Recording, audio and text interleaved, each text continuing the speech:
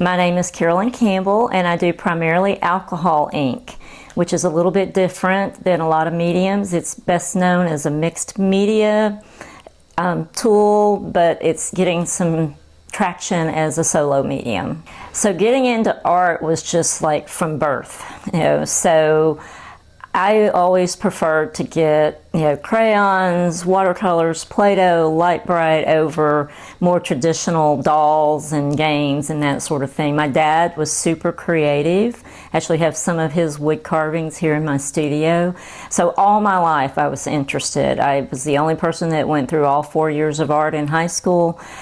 But my parents were also depression age, so it's like, get a real job, do this on the side, and which I did, and dabbled. Was always playing around with something. It might be more crafty, might be art, until 2011 when I actually went to a painting with a twist class and met this lady that's my art mentor and best friend, and it got me back into at least doing a little bit more consistently, even though I was still working full-time. And so I still was more in the occasional club until COVID. So in alcohol ink, I came to learn from this same friend, took a class at North Haven Gardens one Sunday afternoon, loved it, went straight to Michael's, and then just again had time to dabble until I retired in 2020, and this was my COVID thing. I didn't learn to cook, I didn't learn to bake, I didn't learn to make cocktails, but here I am. So, and I retired in 2020, so it afforded me the luxury of being able to spend time on it. Yeah, so my used to be day job, in the rearview mirror, I was an information technology executive for a healthcare company. So it was really demanding, it was very left brain, but it afforded me the resources and luxury to do this, and it also taught me a lot of business skills, so I don't have a challenge of, as an artist, not knowing how to manage business. So that's been helpful too, but it's also good that it's in the rearview mirror. I love teaching, I really do. It's super fun, and it's super fun to turn people on to this medium because it's such an interactive medium. I like to say it participates. You can't always tell what you're going to get. You think you're going to do this, and then the ink does something different. So I try to teach people techniques that they can combine later as they progress in using the medium to make, more extensive, paintings and that sort of thing. But I love their delight when they like, ooh, wow, that was so cool. And they don't have to know how to draw. They don't have to have previous painting experience. So it's a lot of fun to see them, come alive when they're actually learning something new and it's turning out either the way they thought or the way it just happened. But it's a cool, surprising medium. Alcohol ink is not an expensive medium to start with, first off, so that's a good thing. There are a lot of resources on YouTube and Pinterest. That's where I picked up a lot of things. I actually have a supplies list that I give people in class, and I get a lot of my supplies online like everybody else. You can get the inks on Amazon, you get them at Michael's, you can get them through the Ranger website, which is one of the leading manufacturers.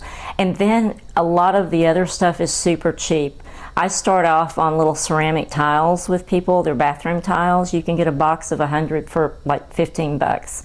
And you can wipe it if you don't like it. So it's very forgiving in that sense.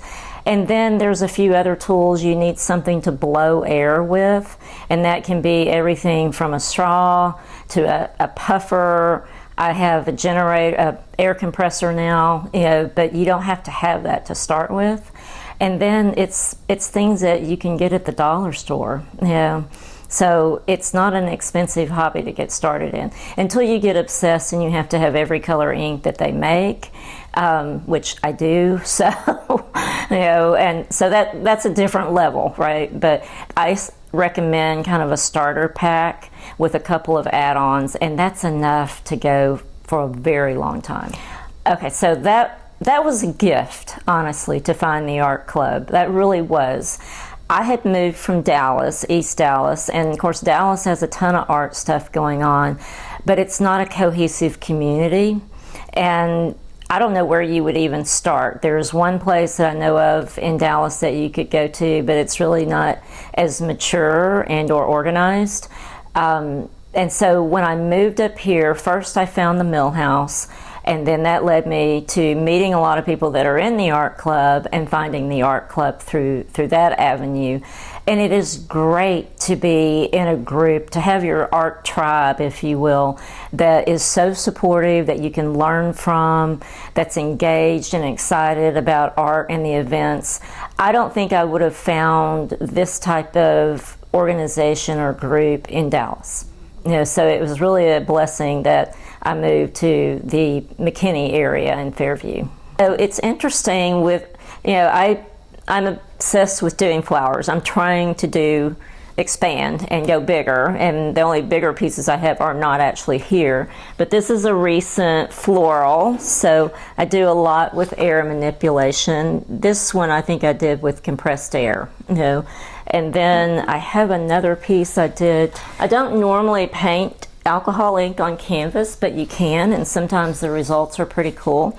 So this was just a little piece that I did yesterday. Absent the background, which is a wash technique, the rest of it is actually done with a brush. So it's a little bit more traditional style painting when you're doing it on canvas, because the surface of the canvas, even though it's primed, is not as smooth or slick. And this is a very fluid medium that responds well to moving, and so doing it with a brush is a little bit better on canvas, because it's not designed to flow on canvas, and it doesn't flow on canvas as well as it does on synthetic paper or ceramic tile. So there's tons of different techniques that you can use, and I've still got some that I want to get to learn and get better at and explore, and I also want to keep going bigger. So things that I've learned about alcohol ink, first and foremost, it's forgiving, and that's a good thing, because I think people get real intimidated when they put a brush to a canvas or something like that and feel like they're committed, and you're not as much with alcohol ink. So that's a good thing. That's a great property. The other thing I've learned is you really should wear gloves. It's heavily pigmented, so yes, it will stain, and if you get it in your cuticles, it's a look you're going to enjoy for about a week, So gloves are a big deal. I get a lot of questions about the toxicity of alcohol, and alcohol ink has isopropyl alcohol in it. I use 91%, which you need at least 91 or higher. And it can affect some people respiratory wise. I do have an air purifier. I don't think that most of us that are using the medium are doing it at a level of volume that it's going to affect you. There are some people that have other sort of issues, respiratory, that I think I've heard have had issues with it, but that's something that people do concern themselves about. I'm in a really open space, so I get a lot of airflow in my studio, and when the weather's nice, I open the windows. But I haven't found there to be a problem with the toxicity. The other thing that is important with alcohol ink, when you varnish, which it's very important to varnish to protect the artwork, but also not only just to fix it, but also to UV archival. Don't just expect that any varnish is going to work.